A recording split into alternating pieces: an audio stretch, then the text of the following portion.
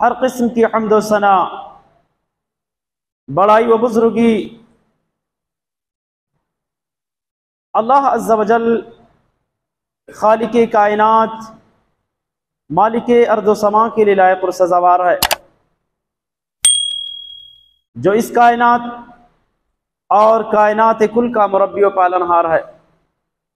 बादहू लाखा करोड़ा दरूद व सलाम हो अल्लाह के तमाम नबी व रसूल पर, खुसूसियत के साथ अल्लाह के आखिरी नबी मदनी करीम जनाब मुहम्मदुर रसूलुल्लाह सल्लल्लाहु अलैहि वसल्लम पर। हज़रात,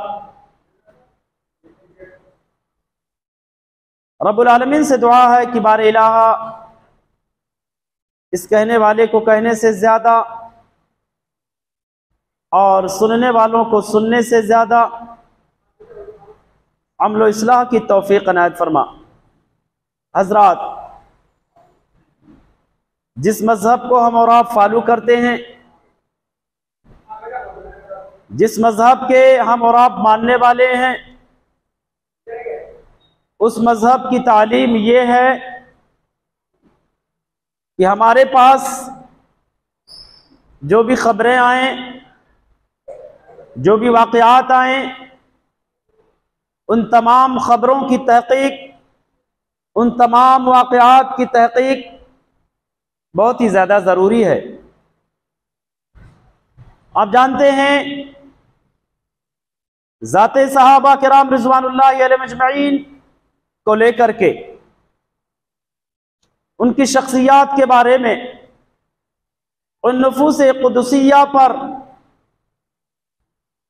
जिनकी तहारत, जिनकी सदाकत,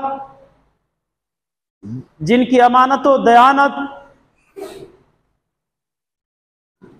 बिल्कुल वाज़ेह है और जिसकी तस्दीक खुद अर्श वाले ने की है, उन शख्सियतों पर झूठे रवायात, झूठे वाक़यात, मनगढ़ंत बातों को लेकर के इल्ज़ामात आयद किए जा रहे हैं। एक मुसलमान के शान के खिलाफ है कि वो बगैर किसी तहकीक के किसी शख्सियत पर कीचड़ उछाले, और वो भी ज़ाते सहाबा पर कीचड़ उछालना बहुत बड़ी बात है। तो हजरात, हमें किसी भी सहाबी के बारे में कोई ऐसी रवायत नजर आए जिस रवायत के अंदर उस जात पर जो है इल्जामात या तवहुमात या कोई भी किसी भी तरह से उसके अंदर नक्स जाहिर हो रहे हैं, तो उन तमाम के तमाम रवायात को हमें और आपको कचड़े के डिब्बों में डाल देना चाहिए, क्योंकि उन रवायात की कोई हकीकत नहीं हो सकती है। बहरहाल, आइए हम अपने मौजू की तरफ आपको लेकर के चलते हैं।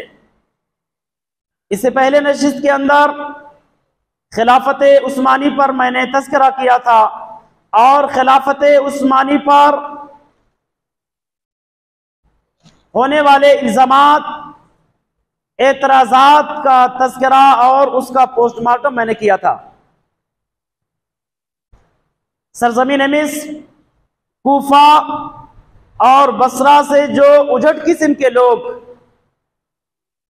गंदे किस्म के जो लोग बगर्ज़े हज मक्का के लिए रवाना हुए थे, लेकिन उनका प्लान मदीना का था, और मदीना में वो आए, सैयदना उस्मान बिन अफ़्फ़ान रज़ी अल्लाह ताला अन्हु के खिलाफती आवाज़ का मुहासरा कर लिया, घेराव किया, मुख्तलिफ एतराज़ात, मुख्तलिफ इल्ज़ामात अमीरुल मोमिनीन पर उन्होंने आयद किए। इससे पहले 11 एतराज़ात का तज़किरा, 10 एतराज़ात का तज़किरा मैंने आपके सामने किया था। 11वां एतराज़ उन्होंने ये किया उस्मान बिन अफ़्फ़ान रज़ी अल्लाह ताला अन्हु पर कि आपने हुर्मुज़ान के बदले उबैदुल्लाह बिन उमर को कत्ल नहीं किया। उबैदुल्लाह बिन उमर को आपने कत्ल नहीं किया। आप जानते हैं कि खलीफा सानी उमर बिन खत्ताब रज़ी अल्लाह ताला अन्हु को अबू लुलू फ़ैरोज़ अल मजूसी ने जब कत्ल किया, रात में कत्ल किया और सुबह ही आपके बेटे उबैदुल्लाह ने अपने वालिद के इंतकाम में, हुर्मुज़ान जो कि एक मजूसियत से इस्लाम में दाखिल हुए थे उमर बिन खत्ताब ही के जमाने में, आप जानते हैं कि एक कमांडर आदमी था हुर्मुज़ान। साहबा किराम ने इनको गिरफ्तार किया, गिरफ्तार करके मदीना लाए और इनकी दिली ख्वाहिश थी, हुर्मुज़ान की दिली ख्वाहिश थी कि आज एक अजीब व गरीब मंजर देखने को मिलेगा। उमर की शख्सियत को देखेंगे, उमर के बंगले को देखेंगे, उमर के दरबार दरबान और दरबारियों को देखेंगे, वहां पर लगाए गए क्या नाम है कालीन और गलेचों का मुशाहिदा होगा, कितनी खुशी मिलेगी। कायनात के अजीम शख्सियत के दीदार की दिली ख्वाहिश थी हुर्मुज़ान की। कैदी हैं, कैदी बनकर के मदीना जा रहे हैं, दिल ही दिल में सोच रहे हैं कि उमर के दरबार कैसे होंगे, दरबान कैसे होंगे, दरबारी कैसे होंगे, वहां पर लगाए गए मेज और कुर्सियां कैसे होंगे, क्या अजीब व गरीब मंजर होगा। आज वो मंजर देखेंगे, हुर्मुज़ान की दिली ख्वाहिश थी उस मंजर को देखने के लिए। साहबा किराम हुर्मुज़ान को लेकर के गए, सीधा मस्जिद नबवी में हाजिर पहुंचा दिया। देखा, हैरान रह गए, मस्जिद नबवी की कच्ची जमीन पर एक अजीम शख्सियत लेटा हुआ है। साहबा किराम ने कहा अमीरुल मोमिनीन उमर बिन खत्ताब यही हैं। हुर्मुज़ान की हैरानगी का कोई ठिकाना ना रहा। हुर्मुज़ान ने कहा उमर यही हैं।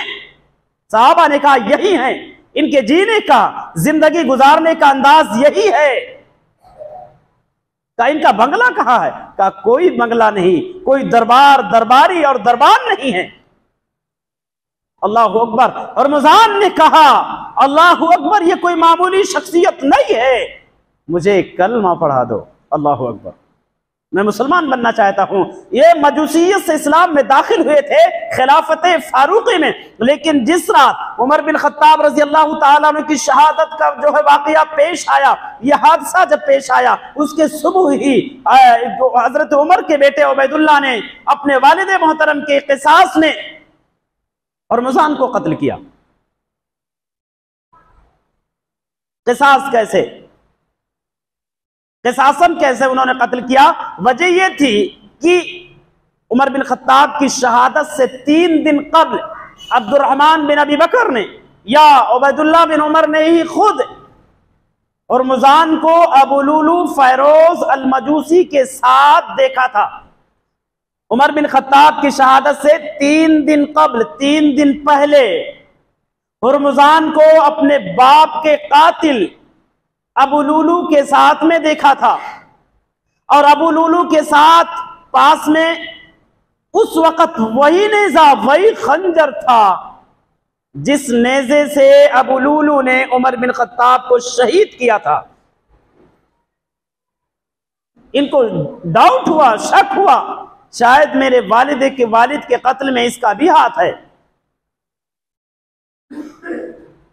क्योंकि अब्दुर्रहमान इब्ने अबी बकर ने खुद देखा था अबू लुलू से बात करते हुए। तो इनको शक हुआ कि शायद इन लोगों के प्री प्लान हैं, इन्होंने प्लान के तहत मेरे वालिद को शहीद किया है, लिहाजा बदले के तौर पर उबैदुल्लाह बिन उमर ने हुर्मुज़ान को कत्ल कर दिया। ये बात जब उस्मान बिन अफ़्फ़ान को जब इस बात की खबर हुई, तो उन्होंने साद बिन अबी वक्कास के घर में उबैदुल्लाह बिन उमर को कैद कर दिया। साद बिन अबी वक्कास के घर में उबैदुल्लाह बिन उमर को कैदी बना दिया। और इतनी अजीम शख्सियत के फर्जंद, वो भी सहाबी रसूल है, ये भी बाप भी सहाबी रसूल, बेटे भी सहाबी रसूल है,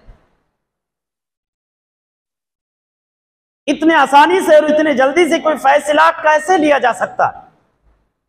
सहाबा कराम को बुलाए, मशवरा लेने लगे, तो उबैदुल्लाह बिन उमर को हुर्मुज़ान के बदले में खून का बदला खून, इस्लाम कहता है क़िसास में कत्ल किया जा सकता है। तो इन्होंने कत्ल के बदले में कत्ल उबैदुल्लाह बिन उमर को क्यों नहीं किया? चंद असबाब थे। इधर इनको कैदी बना दिया साद बिन अबी वक्कास के घर में, इधर सहाबा किराम को इकट्ठा किया, कहा देखो क्या किया जाए। किसी ने कहा भाई क़िसासन इनको भी कत्ल किया जाए, खून का बदला खून, चाहे कोई भी हो, अमीर का बेटा हो, गरीब का बेटा हो, गुलाम का बेटा हो, आजाद का बेटा हो, अपने का हो, गैर का हो, कोई भी हो, कत्ल का बदला कत्ल। बाद सहाबा ने यह मशवरा दिया, बाद मुसलमानों ने यह मशवरा दिया इन्हें भी कत्ल किया जाए। कुछ लोगों ने कहा कि नहीं, इतनी अजीम शख्सियत, इनके वालिद मोहतरम उमर बिन खत्ताब की शहादत अभी तो हुई है, अभी हुई है, और अगर क़िसासन इनके बेटे को भी कत्ल किया जाता है तो आले खत्ताब पर मुसीबतों का पहाड़ टूट पड़ेगा, मुनासिब नहीं है। कुछ लोगों ने कहा कि देखो उबैदुल्लाह बिन उमर ने क़िसासन कत्ल किया है, इसलिए इनको कत्ल नहीं किया जा सकता, और इन्होंने तावील की है उबैदुल्लाह बिन उमर ने।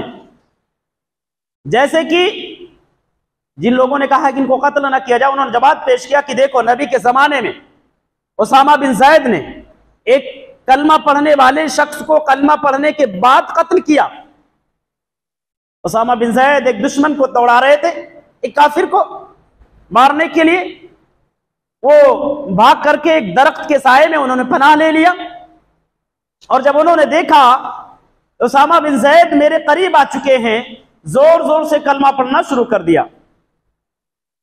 कलमा पढ़ने के बाद भी जब उसामा बिन ज़ैद ने उन्हें कत्ल कर दिया, अल्लाह के नबी को जब इस वाक़े की इतला मिली, खबर हुई, अल्लाह के नबी ने उसामा बिन ज़ैद पर नाराजगी का इजहार किया कि तुमने एक कलमा पढ़ने वाले को कत्ल कर दिया। उसामा बिन ज़ैद ने कहा अल्लाह के नबी, उसामा बिन ज़ैद ने कहा अल्लाह के नबी, अपनी जान बचाने के लिए उसने कलमा पढ़ी थी। अल्लाह के नबी ने नाराजगी का इजहार करते हुए कहा क्या तुमने क्या उसका सीना फाड़ करके देखा था कि उसने दिल से कलमा नहीं पढ़ा? तुम्हें कैसे पता?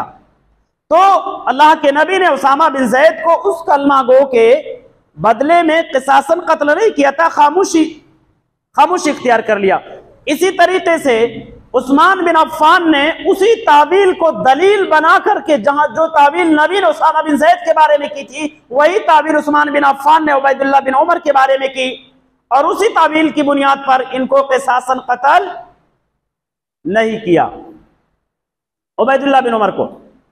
तो बहरहाल यहां पर उस्मान बिन अफ़्फ़ान रज़ी अल्लाह ताला अन्हु ने जो उबैदुल्लाह बिन उमर से बदला नहीं लिया, उसके चंद वजूहात थे। बाज़ सहाबा किराम ने कहा क़िसासन कत्ल किया जाए, बाज़ ने कहा कि कत्ल नहीं किया जाएगा, बाज़ ने कहा कि यहां पर वही तावील करो जो नबी ने उसामा बिन ज़ैद के बारे में तावील की थी, उसी तावील को बुनियाद बना करके उस्मान बिन अफ़्फ़ान ने उबैदुल्लाह बिन उमर को कत्ल नहीं किया बल्कि माफ कर दिया।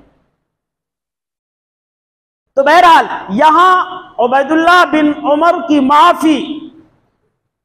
माफ कर देना एक अमीर के खून को हलाल नहीं बनाता। और चौथी वजह उनके कत्ल ना करे, बदला ना लेने की, क्या नाम है, उबैदुल्लाह बिन उमर से बदला ना लेने की चौथी वजह जो थी कि जिसका कोई वारिस ना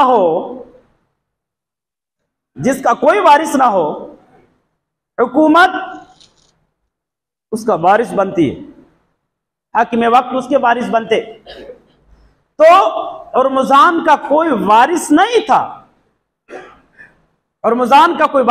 था, लिहाजा जब हुकूमत हुर्मुज़ान के वारिस बनी तो हुकूमत ने बदला लेने से दस्तबरदारी का ऐलान कर दिया कि बदला नहीं लिया जाएगा। तो ये चंद असबाब थे जिन असबाब की बुनियाद पर उबैदुल्लाह बिन उमर को माफी दी गई थी खिलाफत उस्मानी में।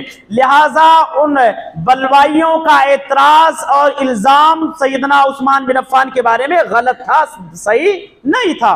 और 12वां एतराज उस्मान बिन अफ़्फ़ान पर जो उन्होंने किया वो एतराज ये था कि उस्मान बिन अफ़्फ़ान ने जुमे के दिन एक इजाफी अजान का इजाद किया। उन्होंने कहा देखो, जुमे के दिन नबी के जमाने में भी एक ही अजान होता, अबू बकर के जमाने में भी एक ही अजान दी गई, उमर के जमाने में भी एक ही अजान दी गई जुमे के दिन, और आपने अपने जमाने खिलाफत में 2 अजान दिलवाई जुमे के दिन। इसलिए आपने गलती की है और आप गलती पर हैं और इसकी सजा कत्ल है। जबकि ये सुन्नते खुलफा है, सुन्नते खुलफा है, इसको बिदात नहीं कहेंगे। अल्लाह के नबी ने कहा मेरी सुन्नत और मेरे बाद खुलफा की सुन्नत को लाजिम पकड़ना, खुलफाए राशिदीन की सुन्नत को। तो खुलफाए राशिदीन में से उस्मान बिन अफ़्फ़ान हैं जिन्होंने दोहरे अजान को ईजाद किया। हालात को पेश नजर रखते हुए, हालात को मद्देनजर रखते हुए उस्मान बिन अफ़्फ़ान ने जुमे के दिन जरूरत महसूस की, क्योंकि मुसलमानों की आबादी बढ़ गई, मुसलमान इधर उधर क्या नाम है शहरों में, दुकानों में क्या नाम है, और इधर उधर दूर दराज जगहों पर फैले हुए थे। अब जो है एक अजान से उनको जुमे का वक्त का पता नहीं चलता, लिहाजा एक इजाफी अजान इसलिए दिलवाई ताकि एक अजान दे दी जाए, लोगों को पता चल जाए कि आज जुमे का दिन है, आज खुतबा दिया जाएगा, खुतबे में शरीक हो सके। और दूसरी अजान जो है जो पहले से राइज थी। तो बहरहाल हजरत उस्मान बिन अफ़्फ़ान रज़ी अल्लाह तआला अन्हु का ये पहल भी उनके खून को हलाल नहीं बनाता। ये भी इल्जाम उन जालिमों की जानिब से गलत थे, एतराज गलत। और 13वां एतराज ये था कि आपने हकम बिन अबिल आस को,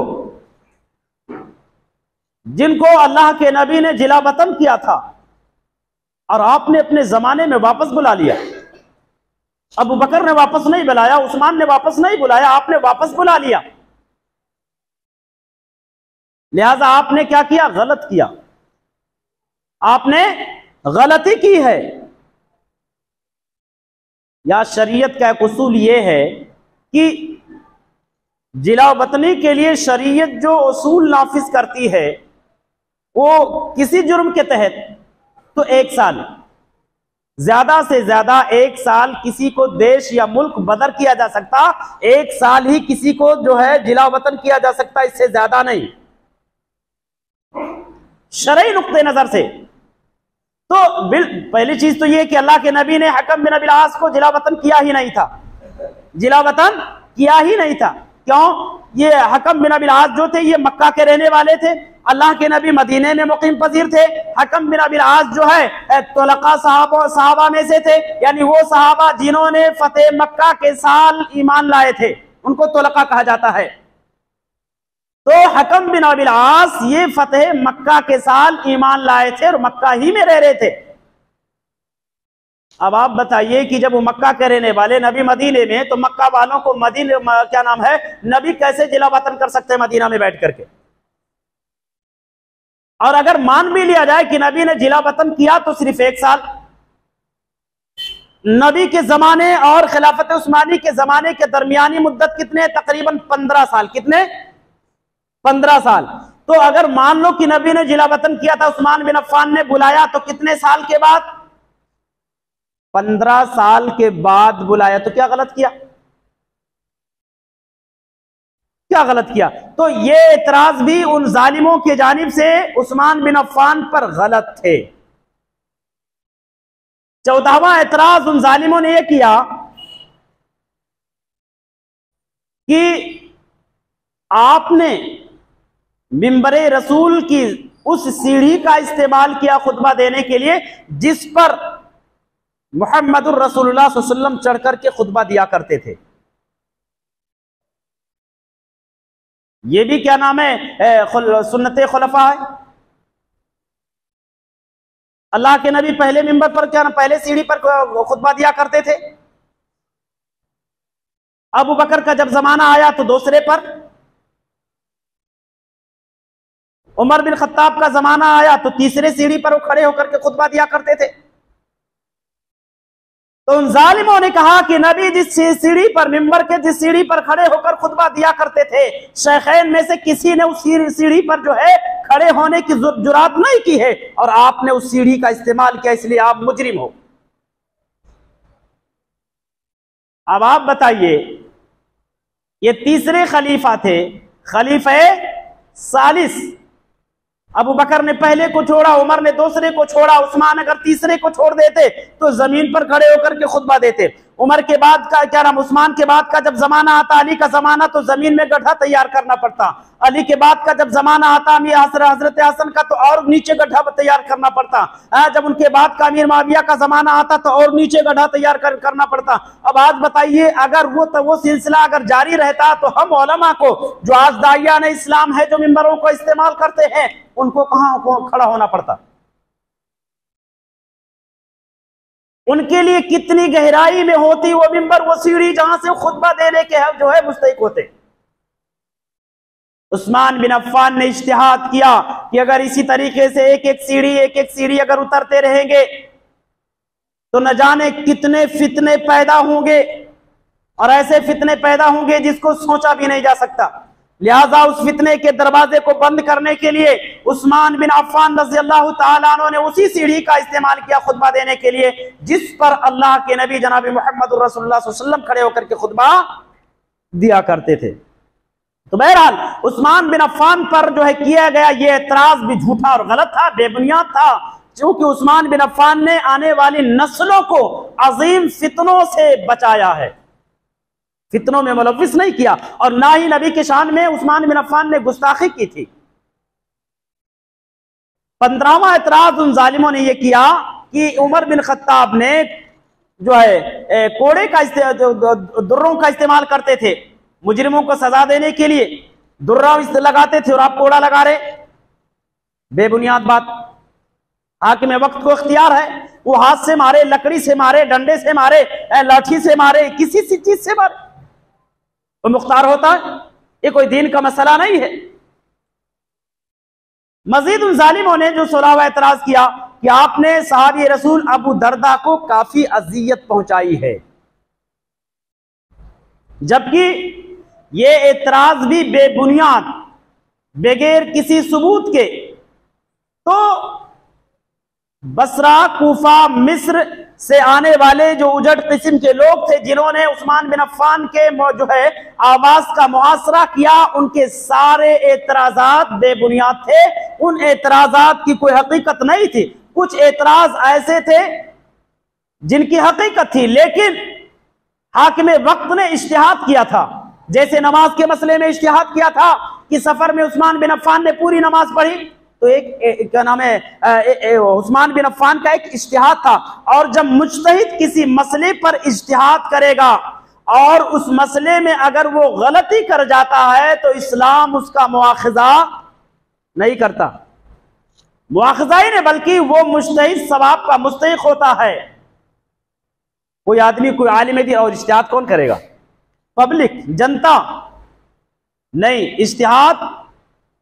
इज्तिहाद का अहल जो होता है, उसके अंदर इज्तिहाद की सलाहियत हो, आलिम दीन हो, कुरान और सुन्नत का काफी जानने वाला हो, कुरान और सुन्नत का जो है समझने वाला हो, वही आदमी इज्तिहाद कर सकता। ऐसा थोड़ो कि पब्लिक में से, जनता में से कोई भी इज्तिहाद करना शुरू कर दे और दीन का कोई भी मसला अपने मर्जी से गढ़ करके बनाना शुरू कर दे, बताना शुरू कर दे, फिर तो पूरी जनता, पूरी कौम गुमराह हो जाएगी। इज्तिहाद के कुछ उसूल होते कि कुरान और सुन्नत का पाबंद भी हो, कुरान और सुन्नत का काफी जानने वाला हो, कुरान और सुन्नत को समझने की सलाहियत रखता हो, वो इज्तिहाद कर सकता। इज्तिहाद किसे कहते हैं मालूम है? दीन का कोई मसला आपने कुरान और सुन्नत में तलाशा, वो मिला नहीं, वो मिला नहीं, उसका सबूत नबी से नहीं मिलता है। अब कोई आलिम दीन जो कुरान और सुन्नत का जानकार हो, वो अपने मर्जी से उस मसले का कोई हल तलाशे, कोई हल निकाले, कोई हल निकाले। तो उस्मान बिन अफ्फान ने ऐसे ही इज्तिहाद किया था उस मसले के हल के लिए कि सफर में पूरी नमाज पढ़ ली जाए, क्योंकि आने वाले नस्लों को फितने से बताना था। इससे पहले नशिस्त में मैंने आपके सामने बताया था इसलिए पूरी नमाज पढ़ी थी क्योंकि आप हम वक्त के अमीर थे, दूर दराज शहरों से लोग हज के लिए आए थे। हाकिम वक्त को लोग देखते कि भाई ये तो पूरी नमाज, क्या नाम है, 2 रकत पढ़ रहे, इसका मतलब ये है सारी नमाजें कम हो गई, सिर्फ 2 ही पढ़ना है। अपने अपने शहरों को वापस जाने के बाद 4 रकत को 2 रकत करके पढ़ते। लिहाजा पूरी दुनिया फितने में मुलव्विस होती। पूरी दुनिया को, पूरी कौम को अजीम फितने से बचाने के लिए उस्मान बिन अफ़्फ़ान ने इज्तिहाद किया था कि यहां इनके सामने पूरी नमाज पढ़ लेनी है।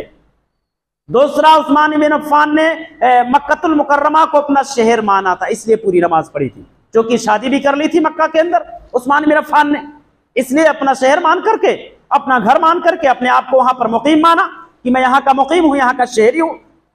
तो शहरी के लिए पूरी नमाज है, मुसाफिर माना ही नहीं उन्होंने। तो बहरहाल ये चंद एतराजात थे। इन तमाम एतराजात को लेकर के जालिमों ने, बेबुनियाद बातों के लेकर के उस्मान बिन अफ़्फ़ान रज़ी अल्लाह तआला अन्हु के घर का मुहासरा किया।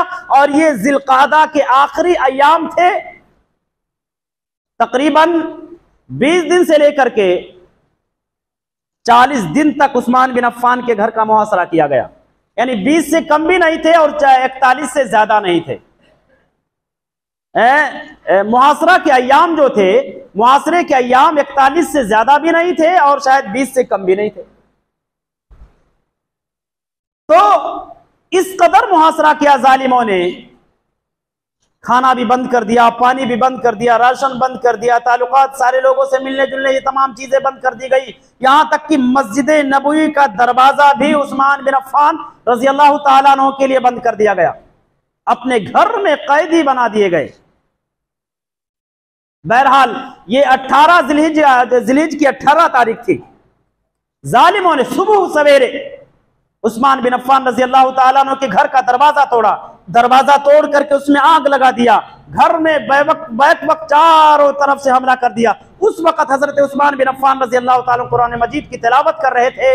उसी बरहले में दुश्मनों ने, जालिमों ने सैयदना उस्मान बिन अफ़्फ़ान रज़ी अल्लाह तआला पर तलवार से हमला किया। उनकी बीवी हजरत नाइला रज़ी अल्लाह तआला अपने शौहर के तहफ़्फ़ुज़ के लिए आगे बढ़ी। जब उन्होंने तलवार से मारा, हजरत नाइला ने अपने हाथ को आगे कर दिया, उनकी सारी उंगलियां शल हो गई। ये उंगलियां हजरत नाइला की कट करके जमीन पर गिर गई। उन्होंने बद्दुआ दी थी, या अल्लाह तो इन जालिमों से इंतकाम ले लेना। बयान किया जाता है कि जितने भी लोग थे जिन्होंने हजरत उस्मान रज़ी अल्लाह तआला अन्हु के कत्ल में शरीक थे, कोई भी अपनी मौत नहीं मरा, वो सब के सब किसी ना किसी के हाथ से कत्ल किया गया। मोहम्मद बिन सीरीन बयान करते हैं कि एक शख्स को मैंने देखा खाने काबा का तवाफ कर रहा था और दुआ भी कर रहा था, या अल्लाह मुझे माफ कर दे, लेकिन यकीन है कि तू माफ नहीं करेगा। उसकी दुआ यह थी कि अल्लाह मुझे माफ कर दे, लेकिन मुझे यकीन है तू माफ नहीं करेगा। मोहम्मद बिन सीरीन कहते हैं कि अल्लाह ये बंदा दुआ कैसा कर रहा है, एक तो दुआ भी कर रहा है अल्लाह माफ कर दे, दूसरा कह भी रहा कि तू माफ भी नहीं करेगा, मुझे यकीन भी है। बयान करते मैंने सवाल कर लिया कि ऐसा दुआ क्यों कर रहे हो। उस शख्स ने कहा कि मैंने वादा किया था कि उस्मान को अपनी जिंदगी में कभी न कभी एक थप्पड़ जरूर मारूंगा। और जब उस्मान बिन अफ़्फ़ान को शहीद कर दिया गया, लोग नमाज जनाजा इंफरादी तौर पर अदा कर रहे थे। मैं भी जनाजा पढ़ने नमाज जनाजा के गरज से अंदर दाखिल हुआ और देखा वहां कोई नहीं था। आपके चेहरे से चादर हटाया और उस पीरियड में भी मैंने उनके चेहरे पर एक थप्पड़ मारा, और जैसे मैंने उनके चेहरे पर थप्पड़ मारा, मेरी ये हाथ बिल्कुल सूख करके लकड़ी बन गई। देखो यही हाथ है, इसी हाथ से मैंने मारा था। अल्लाह के अजाब ने उसी वक्त मैंने जो है मुझको पकड़ लिया, गिरफ्तार कर लिया। और हजरात, जिस वक्त क्या नाम बलवाइयों ने उस्मान बिन अफ़्फ़ान के घर का मुहासरा किया था, बहुत सारे सहाबा किराम ने कोशिश भी किया दिफा करने की, लेकिन उस्मान बिन अफ़्फ़ान ने सख्ती से मना किया। अब्दुल्लाह इब्न उमर रज़ी अल्लाह तआला अन्हु जो है उस्मान बिन अफ़्फ़ान के पास बैठे हुए थे, मुलाकात के लिए आए किसी जरिए से। उस्मान बिन अफ़्फ़ान ने अब हजरत अब्दुल्ला से कहा कि इब्ने उमर, ये लोग मुझसे मुतालबा करते हैं कि खिलाफत को छोड़ दो, क्या किया जाए, आपका मशवरा क्या है। अब्दुल्ला इब्ने उमर ने कहा कि अमीरुल मोमिनीन, अगर आप खिलाफत को छोड़ देंगे तो क्या आप हमेशा हमें जिंदा रहेंगे। उस्मान बिन अफ़्फ़ान ने कहा नहीं। इब्ने उमर ने कहा कि अगर आप खिलाफत को नहीं छोड़ेंगे तो आपको जान से मारने के अलावा कुछ और ये कर सकते? कहा नहीं। कहा ये बताओ क्या लोग जन्नत और जहन्नम के मालिक हैं? कहा नहीं। हजरत अब्दुल्ला इब्न उमर ने कहा कि अल्लाह की कसम मैं आपको हरगिज ये मशवरा नहीं दे सकता कि आप उस कमीज को उतारो जो कमीज अर्श वाले ने आपको पहनाई है। ये मशवरा नहीं दे सकता कि खिलाफत को छोड़ दो। बिल्कुल भी मैं इसके कायल नहीं हूं।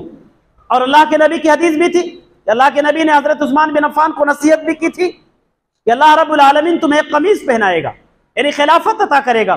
कुछ जालिम किस्म के लोग जो है तुमसे मुतालबा करेंगे कि तुम खिलाफत छोड़ दो, लेकिन ऐ उस्मान अपनी जान बचाने के लिए खिलाफत न छोड़ना।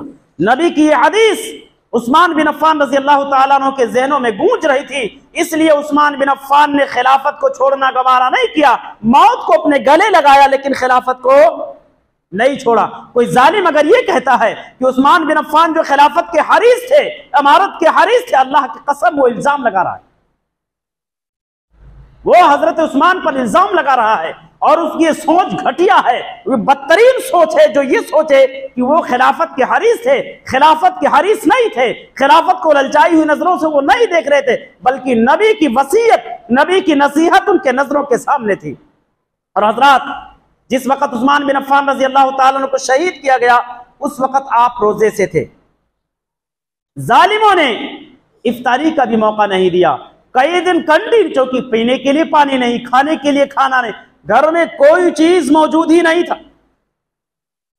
आप अंदाजा लगाओ कि हमारे इस्लाफ कैसे जिंदगी गुजारा करते थे। वक्त के अमीर हैं, वक्त के प्रधानमंत्री, लेकिन घर में खाने और पीने की कोई भी चीज मौजूद नहीं है। आज आप अंदाजा लगाएंगे, प्रधानमंत्री छोड़ो, गांव का कोई एक मुखिया बन जाता है, एक मेंबर बन जाता है, उसके घर में भी बड़ी खुशहाली आ जाती है, उसके घर में भी बड़ी खुशहाली आ जाती है। अगर आप जायजा लेंगे तो अगर लुटेरा है तो चंद ही सालों में करोड़पति बन जाता है, ईमानदार है तो कौम और समाज की खिदमत करता है, रिफाही काम करता है, कौम के दर्द को समझता है। लेकिन अगर लुटेरा है तो चंद सालों में बहुत अमीर हो जाता है। ऐसा लगता है कि गवर्नमेंट जो है पूरा फंड इसको उठा करके दे रही है, खिदमत के लिए नहीं दे रही, समाज और मुआशरे के लिए नहीं दे रही, समाज और मुआशरे को सुधारने के लिए नहीं दे रही, बल्कि उनको दे रही है कि अपना पेट भर लो। आप अंदाजा लगाओ कि 30-40 दिन के मुहासरे में घर के सारे राशन खत्म हो गए, घर में राशन का कोई स्टॉक नहीं है, पानी भी घर में मौजूद नहीं कि आप इफ्तार कर लें। अल्लाह अकबर, कायनात की वो अजीम शख्सियत और वो वाहिद शख्सियत जिन्होंने कायनात में रोजा रखा। और मालूम है, जिस रात जो है, जिस सुबह शहीद हुए, उसी रात में इन्होंने ख्वाब देखा। अल्लाह के नबी ख्वाब में आए, कहने लगे उस्मान आप फिक्र मत करो, मेरे साथ इफ्तारी करने वाले हो। अल्लाह अकबर। उस्मान बिन अफ़्फ़ान की जब नींद खुली, इन्हें यकीन हो गया कि मेरे शहादत का वक्त करीब आ चुका है, अब मेरी मौत जो है बिल्कुल करीब आ चुकी है।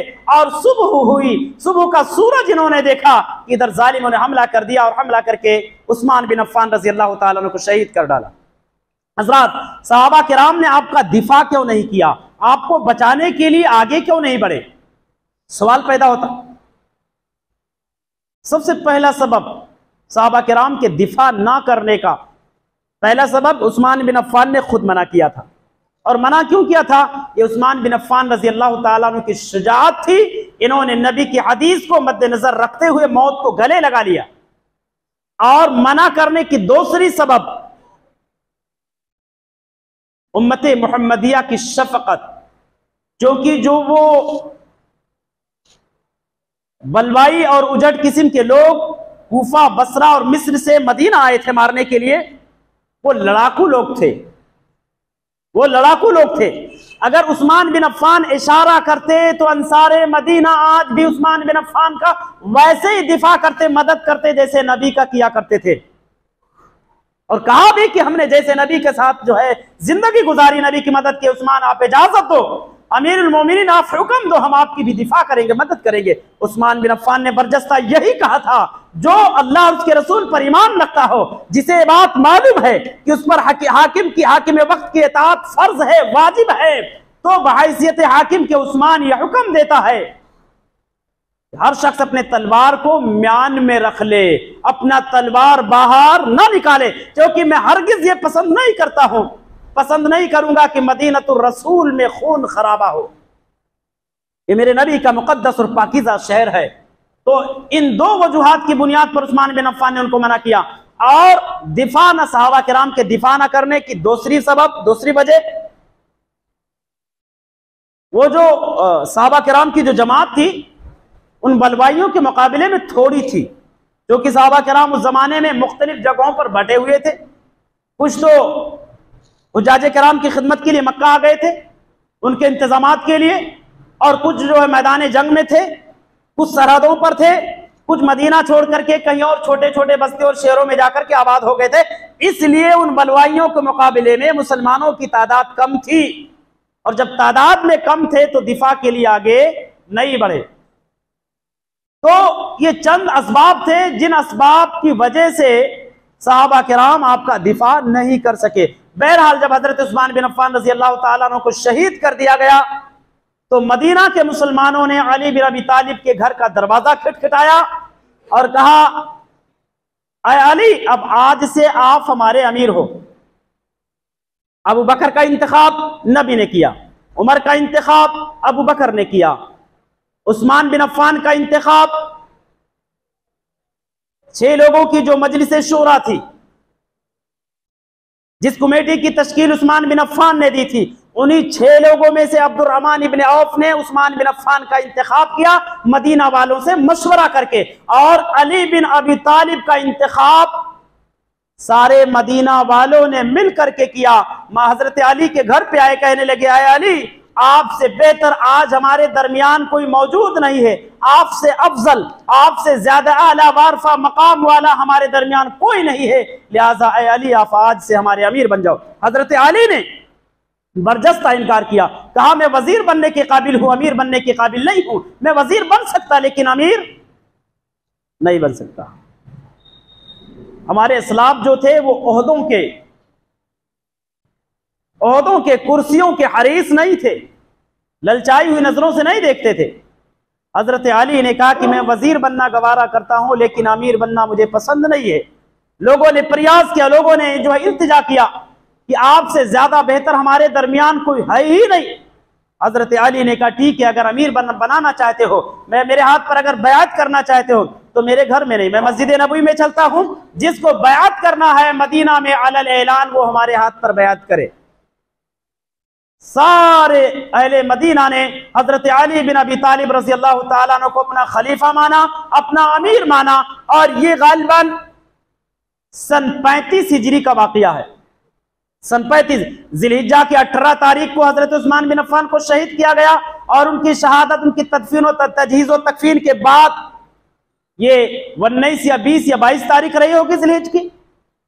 35 हिजरी में हजरत अली खलीफतुल मुस्लिमीन बनाए गए, और खलीफा बनने के बाद इनके जमाने खिलाफत में भी बहुत सारे हादसात, बहुत सारे मामलात रूनुमा हुए, और इन्होंने भी बड़े बड़े कारनामे अंजाम दिए। इंशाअल्लाह लाज़िम आने वाले नशिस्त में हम उसका जो है तस्करा करेंगे, खिलाफत अली रज़ी अल्लाह ताला पर जिक्र करेंगे। बहरहाल अल्लाह से दुआ करते हैं कि बारे इलाहा हम तमाम मुसलमानों को सहाबा किराम रिज़वानुल्लाह अलैहिम अजमईन का दिफा करने वाला बना, हम तमाम मुसलमानों को गुस्ताखे सहाबा से बचने और बचाने की तौफीक अनायत फरमा। बिलखुसूस हम मुसलमानों को किताब और सुन्नत का पाबंद बना, कुरान सुन्नत का समझने वाला बना, और जब तक इस दुनिया के अंदर जिंदा रख खालिस किताबुल्लाह सुन्नत रसूलुल्लाह सल्लल्लाहु अलैहि वसल्लम के मुताबिक जिंदा रख, और जब हम सब का खात्मा मान बिखैर आमीन तक़ब्बल या रब्बल आलमीन। बारकल्लाहु लना व लकुम फिल कुरानिल अज़ीम व नफ़अनी व इय्याकुम बिल आयति व ज़िक्रिल हकीम व तआला जवादुल करीम व मलिकुम बर रऊफ़ुर रहीम।